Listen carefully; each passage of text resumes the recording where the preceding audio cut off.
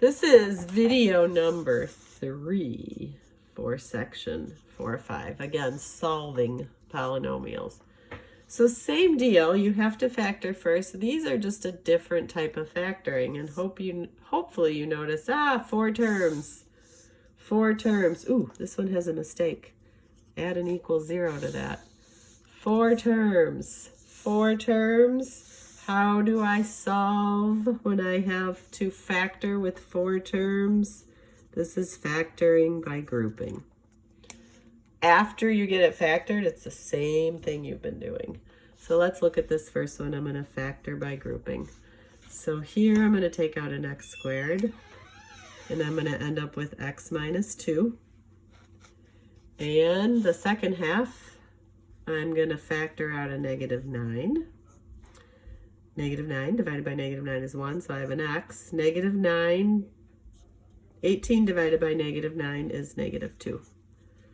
So I'm not done factoring yet, factoring by grouping. There's my common factor. So what I end up with is x squared minus 9 times x minus 2 equals 0. Don't forget your equal 0. All right, zero product property says if I have 2 things multiplied together, that equals 0.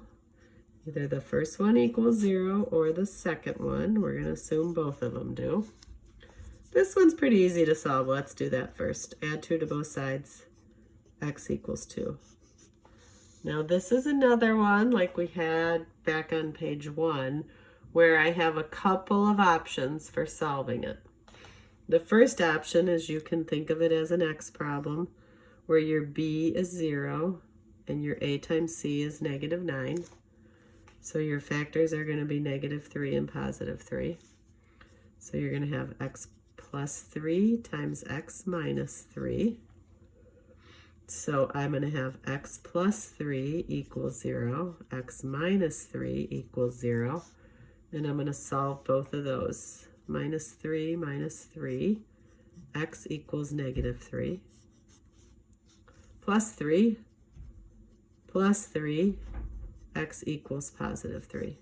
So my 3 solutions are negative 3, positive 3, and 2. Now I just want to show you another method for solving this that you did learn in chapter 3. If you think I can solve using square roots, so let me rewrite this. I'm going to get this x squared alone, so I'm going to add 9 to both sides. So that is 0, and I get x squared equals 9. To undo a second power, I use a root 2, or I square root both sides.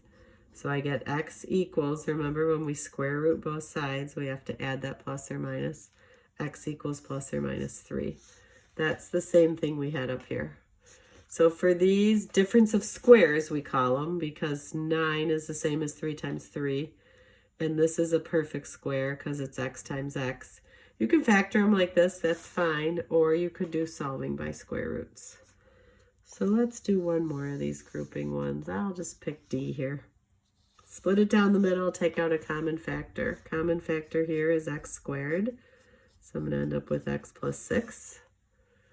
Common factor here is looking like negative 4, so I'm going to end up with x plus 6 equals 0. Keep factoring. X squared minus 4 times x plus 6 equals 0.